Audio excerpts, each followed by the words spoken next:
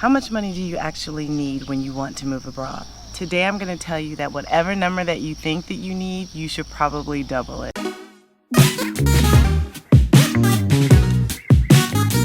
Hi, my name is Leah. Welcome back to my channel. If you are interested in what life looks like living and working abroad, this channel's for you. A lot of the ESL recruitment companies, especially in Asia, tend to get a lot of teachers because of how they advertise Asia. But one thing that really attracts people is the advertised startup costs.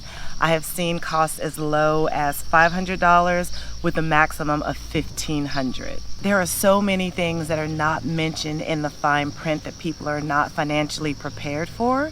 So in today's video, I'm going to talk about my moving costs from the United States to Taiwan. I'm going to talk about everything that I spent for the first 30 days before I got my first check. And if you don't have this amount of money available to you, some options that you might use to help tie you over for the first 30 days. This budget is not going to include your flight, and it's not going to include the actual price that you paid for the quarantine hotel. And we're going to start with the number $1,500.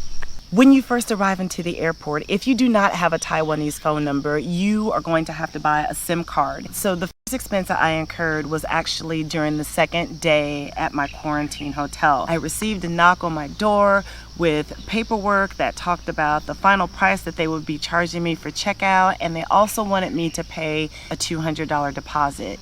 Now, this in itself is not bad because I am supposed to receive that $200 back, but because there was no contact and I could not use cash, this was an expense that I had to put onto my credit card. When I first started quarantining, you could take a bus, but with the updates that came with COVID, you had to take a quarantine taxi. The taxi fee, $33 from the airport to the closest city that I could get to, which was Taipei.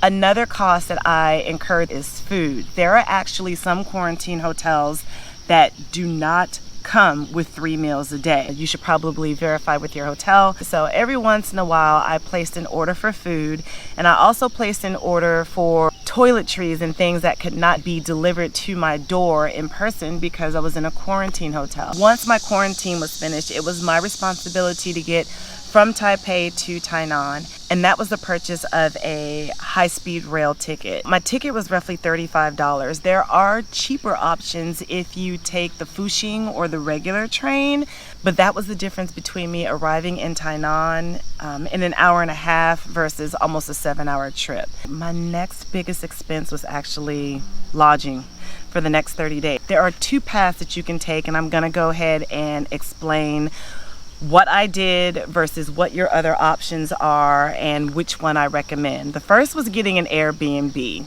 Booking an Airbnb gives you a place to kind of settle in for the first 30 days, and it allows you to take your time to find an apartment. You do not want to sign a lease to an apartment sight unseen. My total price for my Airbnb was $924. In Taiwan, there are so many fees that are associated with getting an apartment. Apartments in Taiwan they leave wicked fast. You see them 1 second and they're gone another.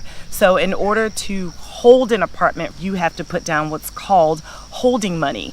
This is an average of 1 to 2,000 NTD that just says, can you hold this apartment and not sell it to anyone else while I use the next 24 hours to make a decision if I want this apartment or not. If you decide that you don't want the apartment, you don't get that holding money back.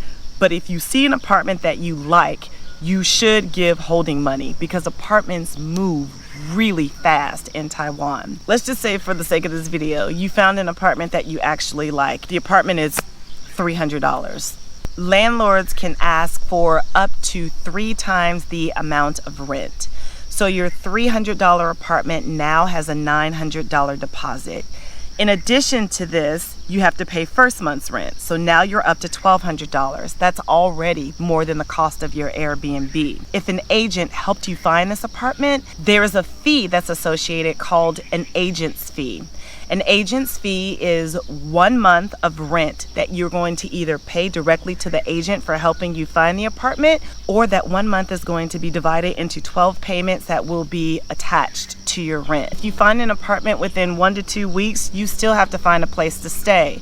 So for the sake of this video, we're gonna say that you stayed in a hotel for really cheap for $200.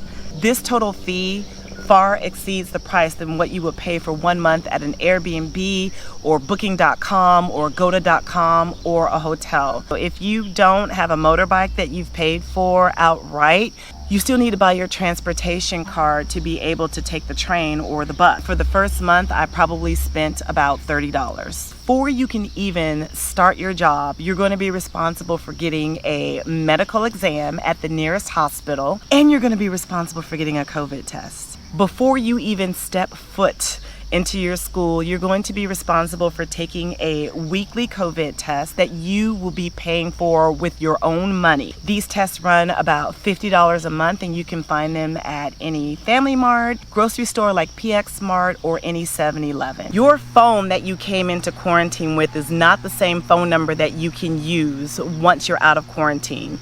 You're going to be responsible for getting another phone number with a permanent number. That's going to require a $100 deposit plus your first month's bill. You're still going to have to grocery shop for the next 30 days. On the conservative side, let's just say that you spend $20 a week at the grocery store.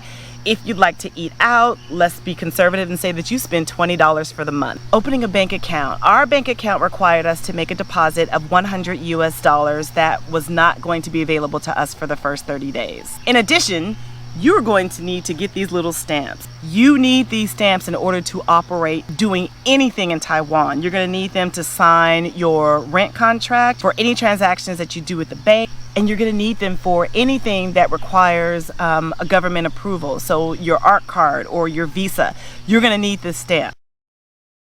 Both of these costs are clearly over $1,500. What do you do if you don't have at least the minimum amount? There are certain things that you can put onto a charge card so that you can save those costs up front. My second suggestion would be adjusting your budget so that you are able to save at least the minimum amount, or possibly double, so that you can be prepared for any unforeseen circumstances. My third suggestion is going to be possibly doing a late intake. If you can delay your intake from coming in, let's say in the beginning of August, to the next intake, which is usually in October, that'll give you a couple of months to be able to save up some extra money. And I think that's it. I hope this video helped you. If you find my information useful, please remember to hit that subscribe button. Thank you very much for joining me, and I will see you on the next video.